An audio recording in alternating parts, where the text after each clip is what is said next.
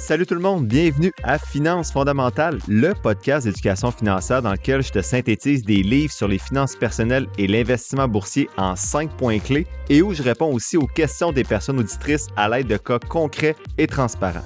Si tu souhaites prendre en main ta santé financière, t'es à la bonne place. C'est parti, bon podcast!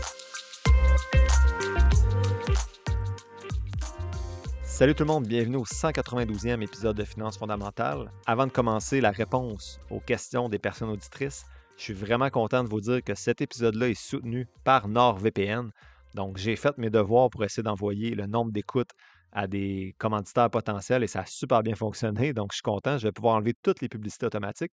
Mais je prends le temps en début d'épisode de vous parler de NordVPN. Donc, sur le podcast, là, je parle souvent de finances, mais il y a une partie de notre vie financière qui passe aussi par la sécurité numérique. Donc, nos comptes bancaires, nos plateformes de courtage, nos mots de passe, nos données personnelles. C'est dans cet esprit-là que je vais tester NordVPN, notamment lorsque je vais partir plusieurs mois aux Pays-Bas en congé d'éducation continue. Donc, je ne vais pas vous dire que je l'utilise depuis toujours, c'est pas vrai, mais pour voyager, travailler à distance puis se connecter à différents réseaux Wi-Fi, je trouve que ça devient quand même vraiment un outil pertinent à considérer. Donc, si vous voulez l'essayer ou simplement voir l'offre disponible, le lien est dans la description de l'épisode. C'est un lien affilié, bien sûr, donc ça soutient le podcast sans frais additionnels pour vous si vous faites affaire avec NordVPN. Donc, pour l'épisode de podcast d'aujourd'hui, je réponds à 4 questions. La première question, c'est celle de JB.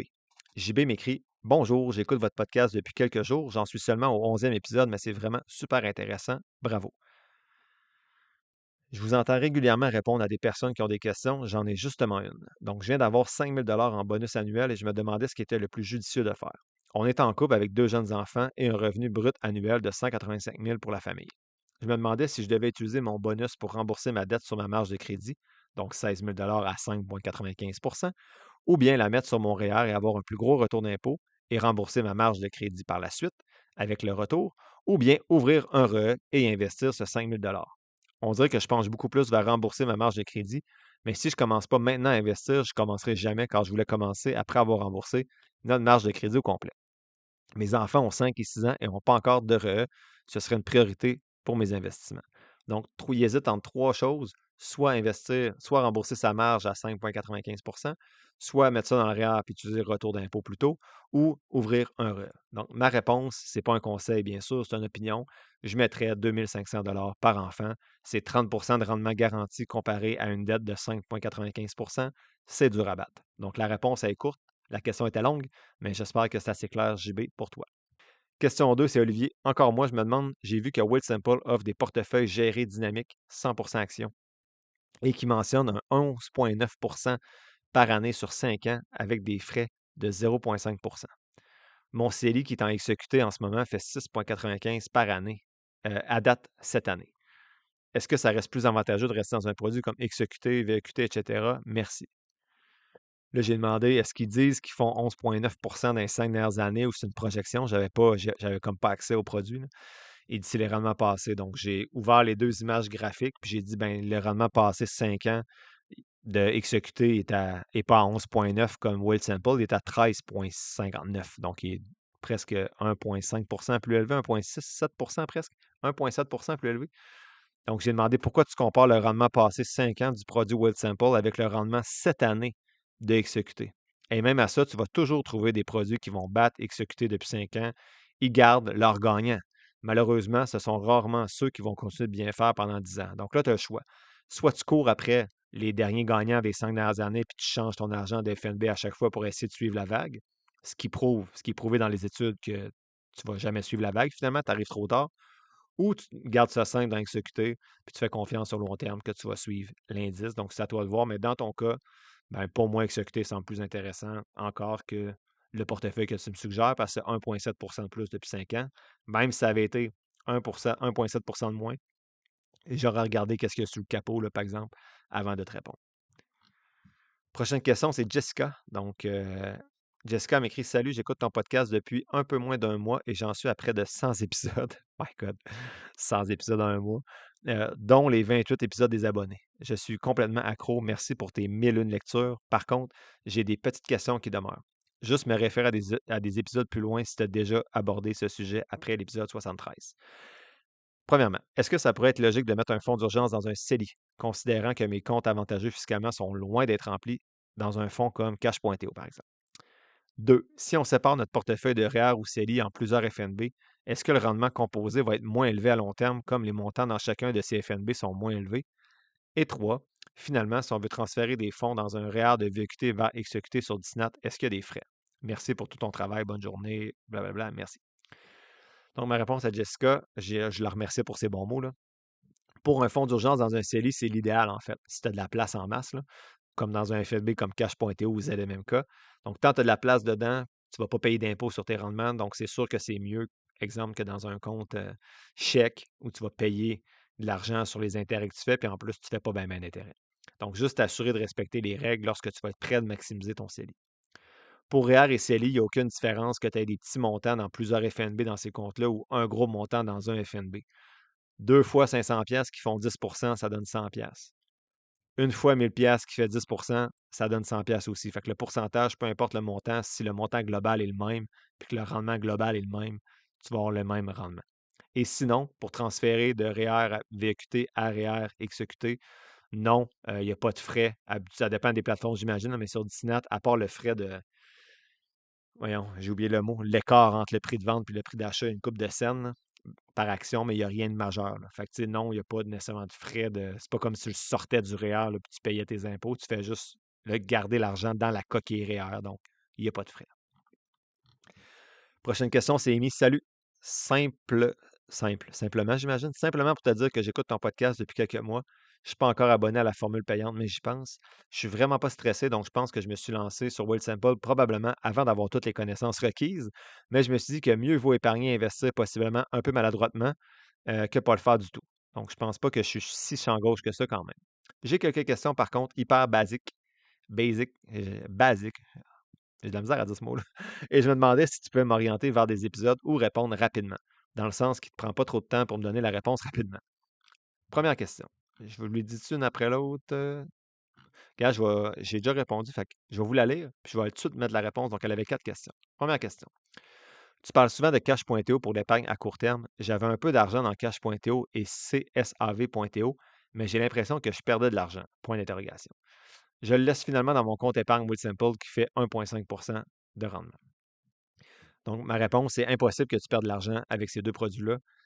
Le rendement sur ces titres-là, c'est en effet 0 ou même des fois, tu es peut-être à moins 0,04 là, selon le moment du mois où tu regardes, mais c'est parce que le titre ne prend aucune valeur. Donc, exemple, tu l'achètes à 50 tu vas le revendre à 50 dans 6 ans. Tu sais. Tous les rendements dans ces produits-là sont déposés en intérêt dans ton encaisse. Tu ne vois donc pas cet argent-là dans la valeur du titre, mais elle va être directement déposée. Donc, dans ton Disney, exemple, tu as encaisse, ben, tu vas avoir à m'amener un 14 piastres qui apparaît, puis là, tu ne te rappelles plus pourquoi. Tu dis-tu, l'autre fois, je ne l'avais pas investi ou c'est-tu du dividende? Ben, ça se peut que ce soit l'intérêt de ton cash.to, par exemple, qui vient juste d'être déposé. Donc, si un FNB comme cash donne 2,5 de rendement puis que tu as 1000 piastres, ben, tu vas encore avoir 1000 piastres dans un an dans ton cash.to, mais tu vas avoir reçu environ dans l'année 25 piastres en encaisse dans ton compte. Deuxième question. Je comprends globalement le rendement composé dans le sens que je sais que c'est bien, mais je tente d'expliquer à mon chum c'est quoi versus, mettons, placer ça dans un CPG et aucune idée pourquoi concrètement. Donc, la question c'est, bref, elle veut comprendre le rendement composé dans des actions par rapport à un CPG, mettons. Donc, les rendements composés fonctionnent de la même manière dans un CPG que dans d'autres types de placements.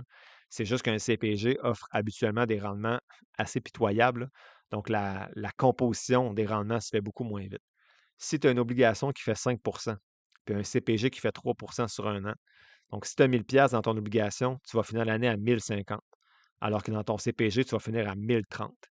Bien, l'année suivante, tu vas faire 5 sur 1050, alors que dans le CPG, tu ferais 3 sur 1030. Donc, si tu replaces dans le même produit, exemple, l'année suivante. Le principe est donc pas différent, c'est juste que les CPG offrent des rendements plus bas que le potentiel du marché boursier ou d'autres actifs là, que le marché boursier. 3. Pour le décaissement arrière, comme le marché peut fluctuer, dans le fond, il faut se timer quand ce n'est pas un creux, d'où augmenter les obligations vers la fin pour diminuer le risque. Il est donc possible qu'on doit retarder le décaissement. Ici, c'est plus difficile de répondre parce que ça dépend de tellement de choses, là, puis il existe tellement de stratégies potentielles pour le décaissement. En gros, oui, l'objectif, c'est pas d'essayer de timer le marché, pas du tout, là, mais c'est d'essayer de diminuer le risque du portefeuille plus on s'approche d'un décaissement. Comme ça, on ne se fait pas avoir par autant de volatilité. Donc, sur un long horizon de décaissement comme le REER, il faut quand même se garder des actifs qui génèrent de la croissance comme des actions parce qu'on pourrait décaisser pendant 30 ans, là. Le risque devient alors de ne plus avoir assez d'argent si on est trop prudent dans nos placements. C'est un risque pour moi qui est beaucoup plus grand que la volatilité du marché boursier.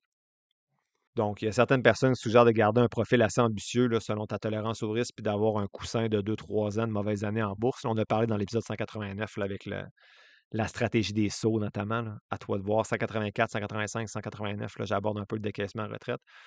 On ne décaisse donc pas pendant ces années-là quand ça va mal, puis on fouille dans le coussin, mais bref, il y a différentes stratégies que c'est dur à répondre. Et 4, as-tu déjà fait une analyse d'actions strictement québécoise-canadienne?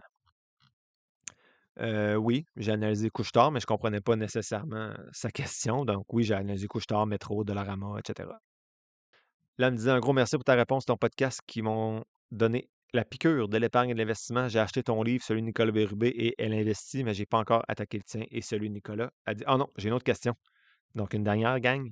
Je m'étais fait dire que d'investir en canadien. Je m'étais fait dire de m'investir qu'en canadien pour le RE et le REER, mais je vois que de ton côté, il y a du US. Je disais oui, mais je comprends pas en fait pourquoi REER là, ça devrait être canadien. En fait, ça devrait être davantage RECELI, là, parce que le REER, il y a des ententes avec les États-Unis que c'est pas grave si tu as de l'américain, mais de toute façon, là, ma réponse est pour 99% des gens, tu es bien mieux d'investir dans des FNB canadiens, dans le sens pas juste au Canada, mais des FNB qui se négocient en argent canadien, là, sans te casser la tête. Sinon, tu pourras avoir de la double conversion qui entraîne des frais qui vont miner tes rendements. Donc, tu sais, pour la plupart des gens, le Fashion fait investir dans ton CELI ou ton REER canadien, dans des FNB canadiens. Tu n'es pas obligé de faire la conversion vers des comptes US, là. Donc, bonne journée, Amy. Et on a dépassé 10-12 minutes, je pense. Là. Fait que c'est ce qui fait le tour des questions des personnes auditrices pour cette semaine. La semaine prochaine, l'épisode 193, je fais une deuxième validation scientifique, donc j'y ai pris goût. Donc, je vais lire des études scientifiques pour voir qu'est-ce qui est mieux entre le lump sum ou le DCA. Donc, si je reçois un gros montant d'un coup, est-ce que je suis mieux de le mettre en une fois ou en plusieurs fois? Je vous dis souvent que c'est en une fois, mais on va voir c'est quoi la vraie réponse maintenant avec des études scientifiques. Ce jeudi, je ne présente pas d'action parce que c'est l'épisode des abonnés. On va parler encore une fois de 5 questions. Donc, Émilie qui dit le RE est déjà maxé. Est-ce que le compte Disney Escalité de tuteur vaut la peine? Benoît, pourquoi le Fonds de solidarité FTQ est souvent meilleur proche de la retraite? Richard, un FNB d'or d'argent, est-ce que c'est vraiment équivalent à détenir le métal physiquement? Émile, pour 20 ans, si je veux un seul FNB, XEQT ou VEQT? Et Annie, j'ai 12 000 et j'attends un crash depuis 8 mois. Quoi faire? L'épisode tire à sa fin, j'espère que tu l'as apprécié. Si c'est le cas, je t'invite à le partager et à t'abonner au podcast, en plus de mettre quelques étoiles ou de le liker selon la plateforme sur laquelle tu m'écoutes. Tous les liens pour me soutenir sont quelque part dans la description de l'épisode. N'oublie pas que les informations communiquées dans le podcast sont dans un but strictement éducatif, ce ne sont pas des conseils financiers. Je t'invite à consulter un professionnel pour des conseils spécifiques à ta situation parce que je ne peux pas être tenu responsable de tes décisions financières. Comme je le dis depuis un petit bout, je ne suis pas un expert, prends donc pas ce que je dis pour du cash, fais toujours tes propres recherches. Sur ce, merci d'avoir passé un peu de temps avec moi aujourd'hui et on se voit dans le prochain épisode de Finances fondamentales.